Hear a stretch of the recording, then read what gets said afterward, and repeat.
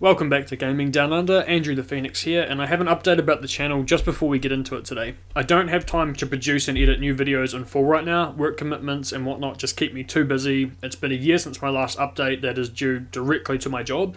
So from now on instead, I'm going to be uploading these podcast type videos with a little bit of gameplay or something simple and just my feelings on the game or the subject I'm talking about. I hope you guys enjoy the content I bring and we can start some conversations around gaming in New Zealand and Australia. Today I'm going to be talking about a game called Dragonball Z Dokkan Battle. I don't know if that is actually the proper pronunciation, that's just how I've been saying it, so I do apologise if that isn't correct.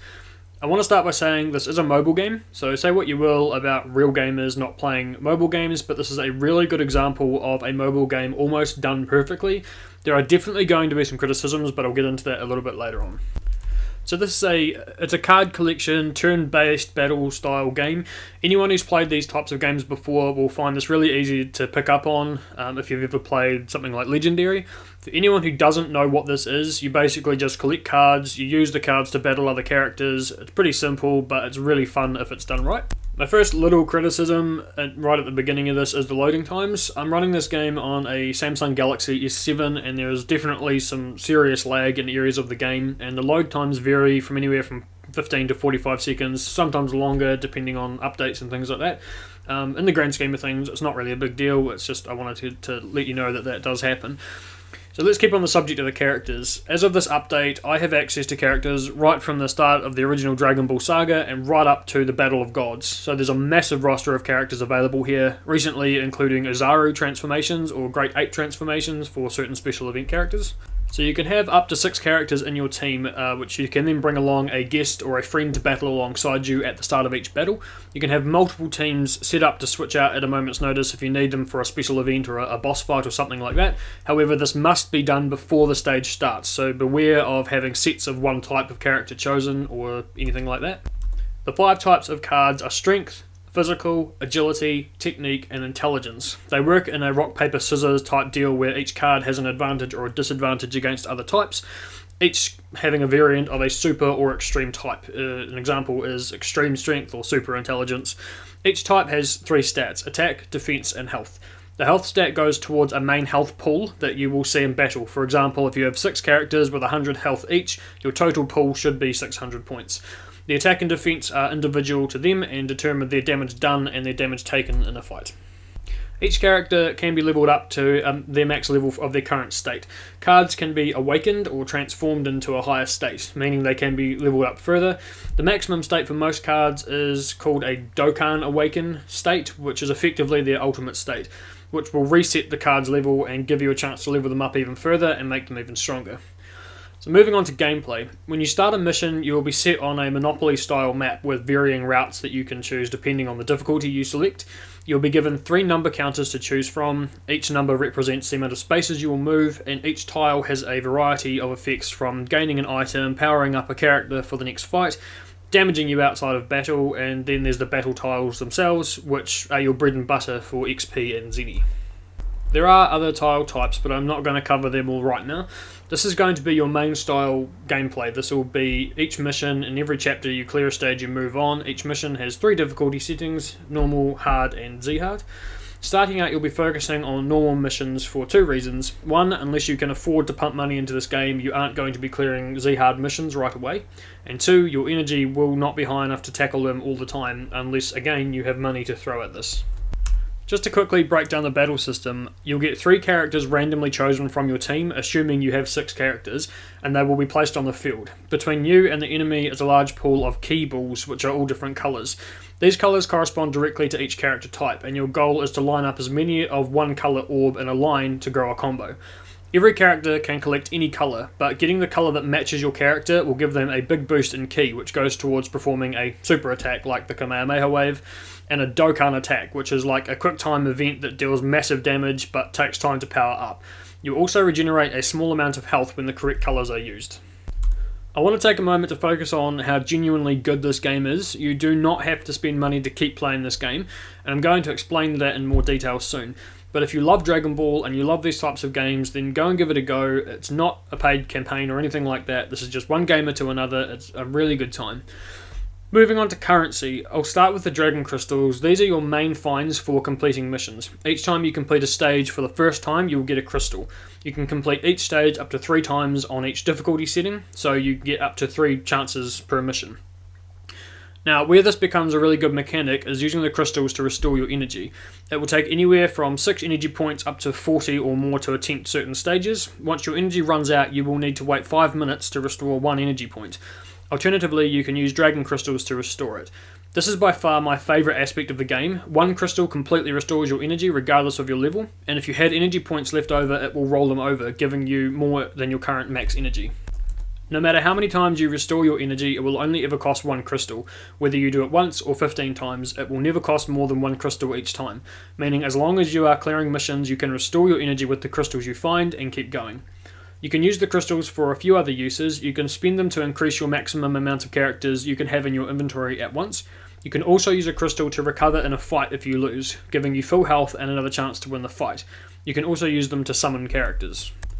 Summoning characters is based on RNG, or Random Number Generator Algorithm, for those not used to the term. You will be spending anywhere from 5 to 50 crystals in these summons depending on the type of summon you choose and any special events in place at the time. You also have Zenny. Anyone who knows the Dragon Ball universe knows this is money, and you're going to need it. You'll mainly use Zenny for leveling up and awakening characters, but it can be used at Barber's shop to spend on in-game items and awakening tokens for your characters. You will also have access to a treasure shop. Using treasure, you will pick up along your main campaign and from special events which you can trade for items once again.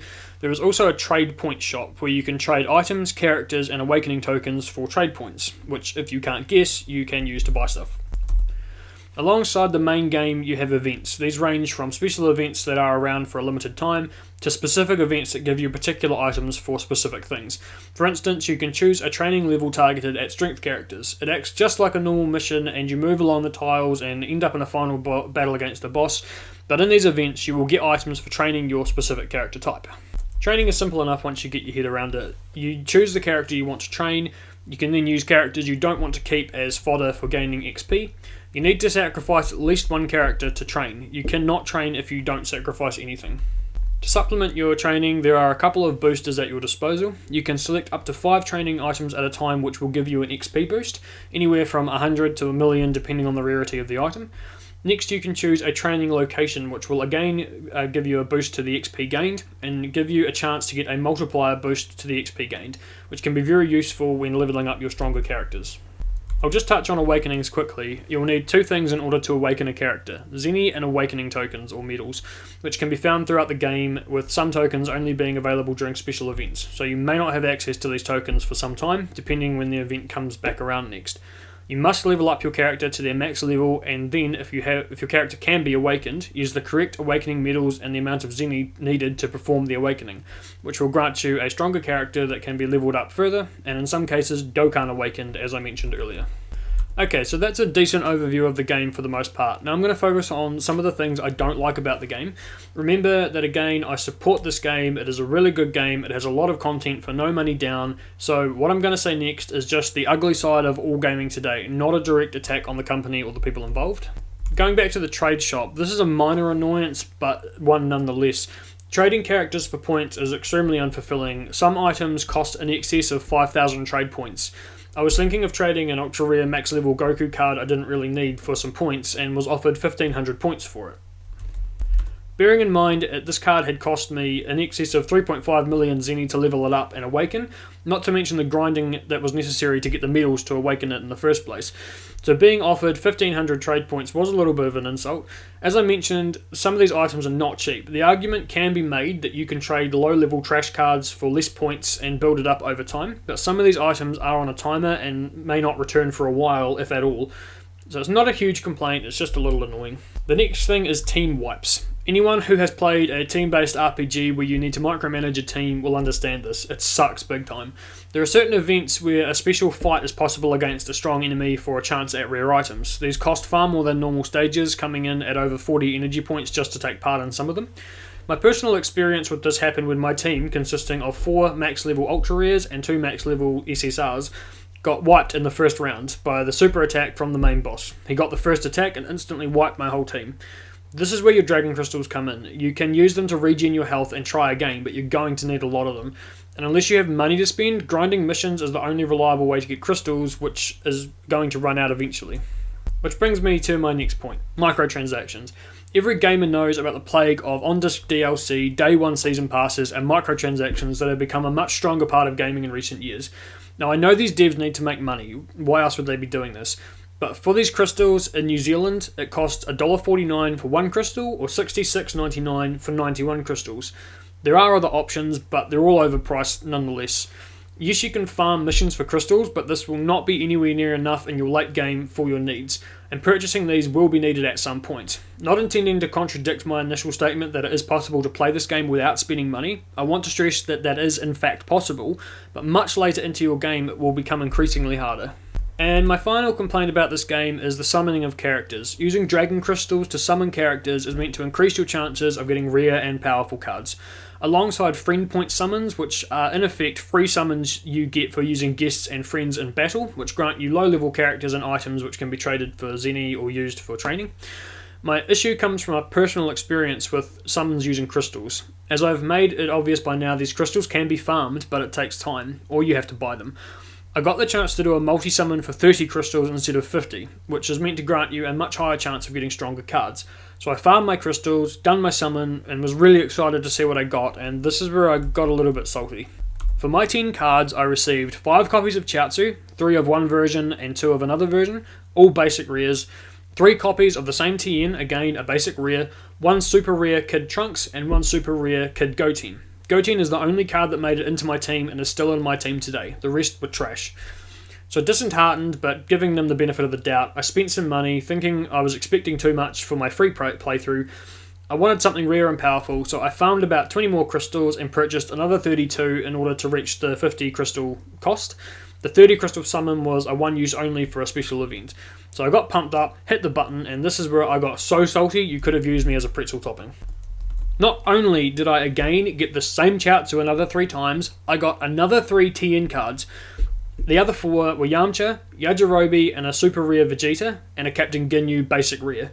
I was so mad that this happened, thinking it was a glitch or something was wrong with my copy of the game. I contacted the support, pointing out that I just spent money and ended up with 8 Chiaotzus. I got nothing over super rare, and nothing was even close to the abilities of my current team, which, might I add, had all been gained through free play. I had spent no money up until this current summon. The reply I got was the worst part. It's an algorithm. You can't always get the cards you want. Sorry you were disappointed. Please let our suggestion team know how you feel.